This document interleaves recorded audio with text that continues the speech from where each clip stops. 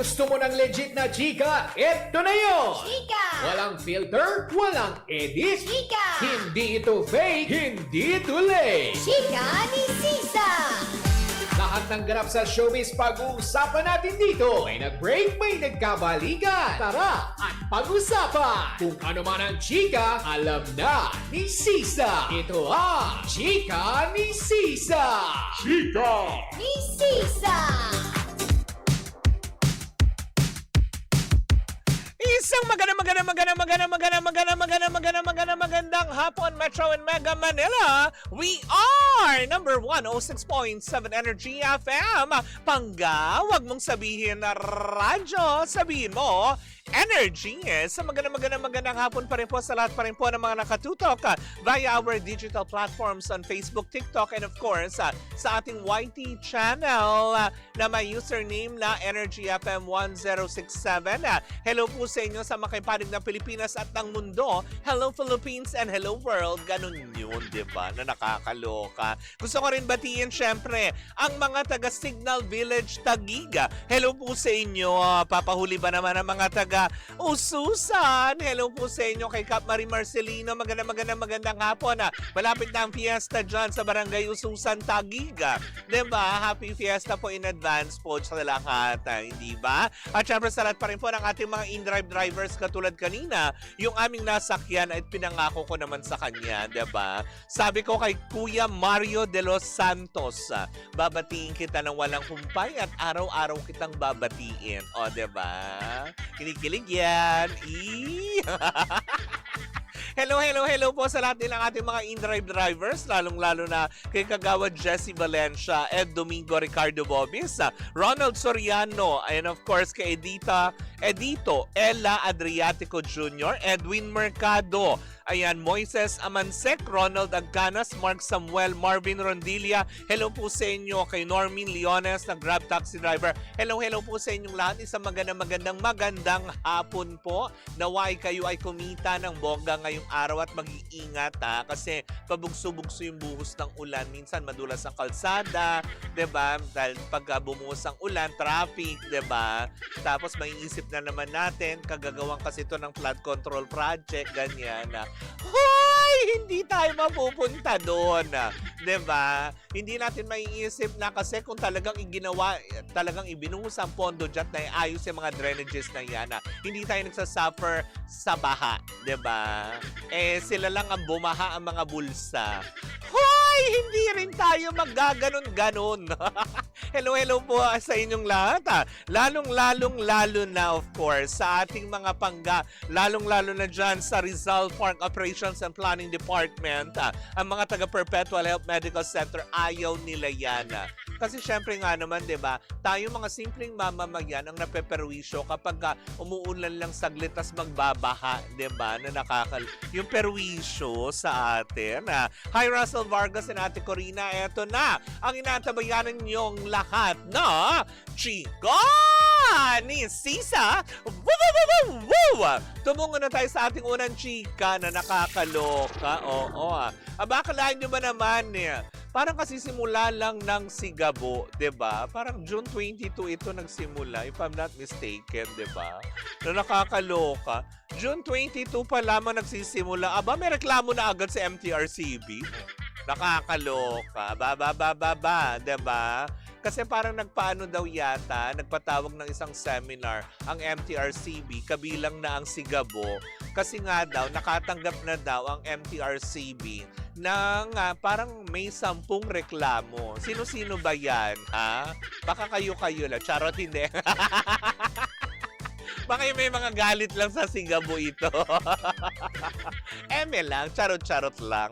Hindi ba, nagpatawag na rin mismo, diba, pinatawag na rin ng MTRCB. Hindi lang naman siguro ang Sigabo, kung hindi ang ilan din sa mga nagpapalabas na medyo may mga masisela na action scenes, diba, sa kanilang mga serye, diba, na mag-iingat, lalo pat ngayon, diba, nagkakaroon na ng medyo hindi magandang epekto sa mga manunood ang mga nangyayari sa mga kapaligiran natin. Siguro kaya din siguro na-alarma ang MTRCB sa mga programa na naipapalabas. Hindi naman siguro to be specific ang Sigabu lamang. Kasi di ba ang Master Cutter nga ni Ding Dong Dantes may action scenes din.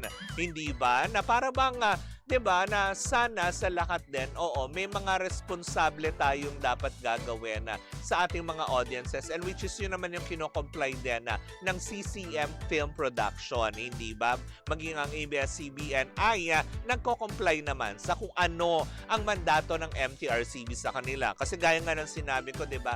Kung ano kasi napapanood ng mga bata sa telebisyon, ginagaya na nila. Parang yung mga nangyaring insidente sa Tacloban, sa ilang lugar na kung saan ang mga involved ay ang mga minor de edad. Kaya naman nga, 'di ba? Kaya nga nandiyan ang MTRCB para paalalahanan ng paulit-ulit ang mga programa, hindi ba, na mag-iingat sa bawat scenes, 'di ba, kung paano nila ito kumbaga i-interpret sa telebisyon na hindi magiging ganong karahas, hindi ba? Lalo pat ngayon ang bawat teleserye ang ating napapanood para bang lahat papunta na sa action scenes, 'di ba?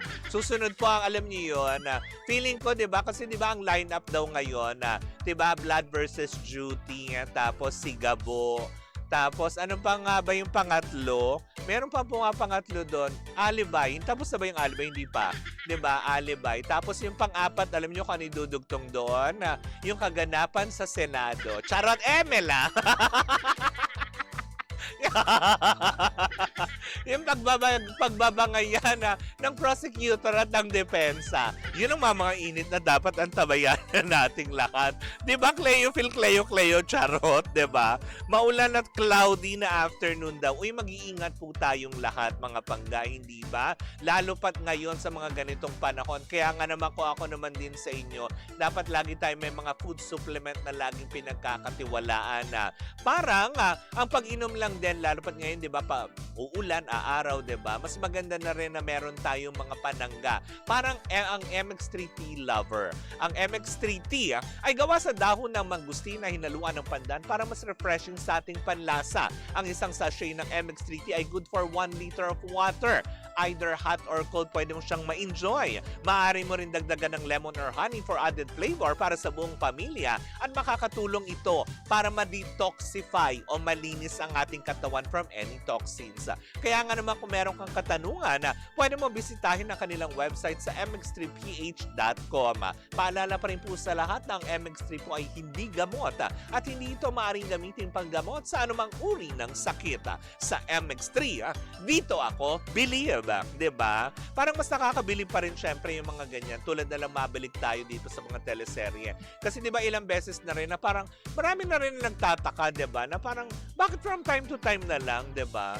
Bakit lagi si Coco Martin from Probinsyano, 'di ba? Sa Probinsyano na-call yung attention nila. Sa Batang Quiapo, mas lalong na-call yung attention nila nung nagreklamo nga, 'di ba, yung parang mga Muslim community dahil nga sa maling pagkakainterpretasyon patungkol sa kanila.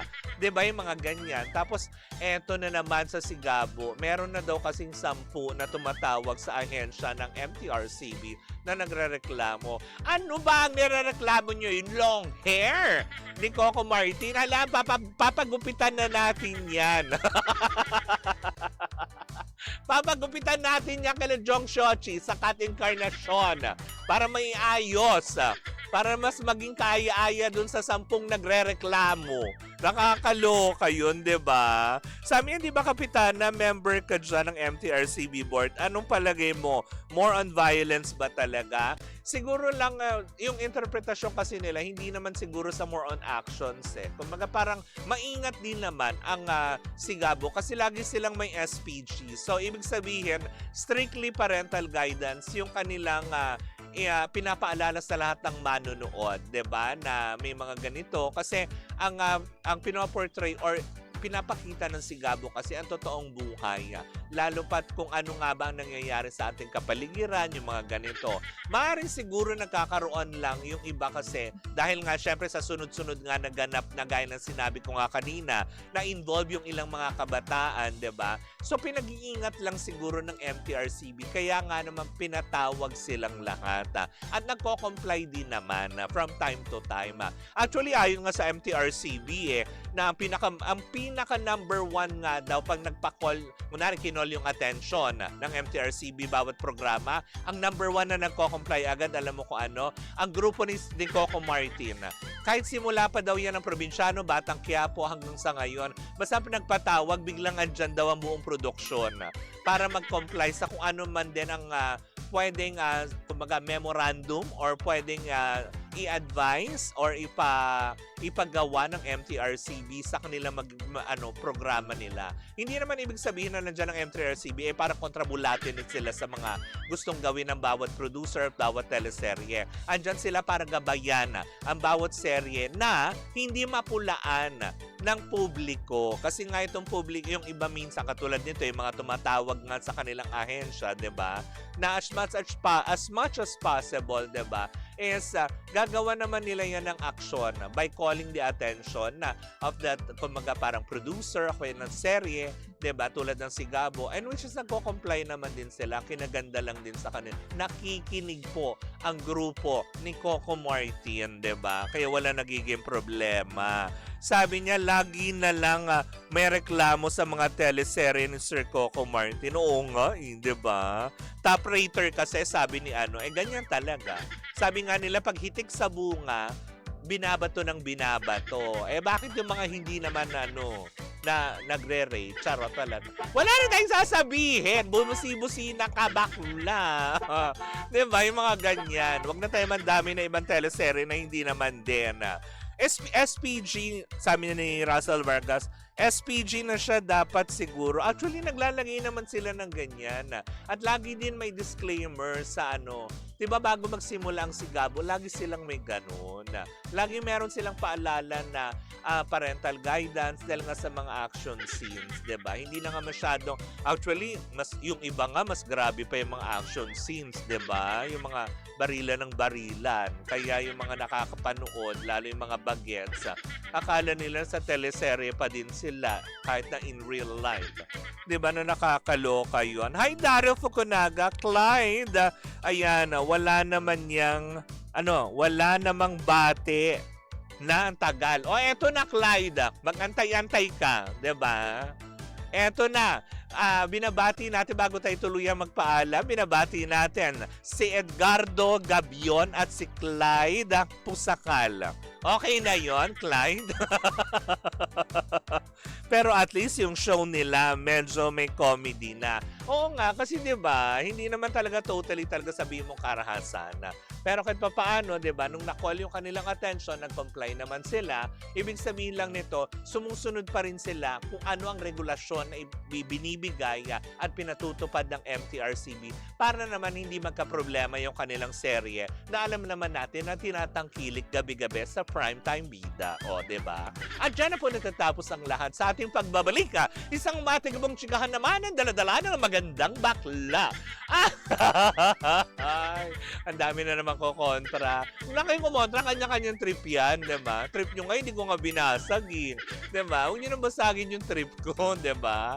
Anyways, ako mga bangga, ako pa rin po si Kapitana Sisa. At eto pa rin ang Chika ni Sisa. Woo! At tuloy-tuloy pa rin po ang ating tugtugan. Syempre, dito po lamang yan sa number 106.7 Energy FM.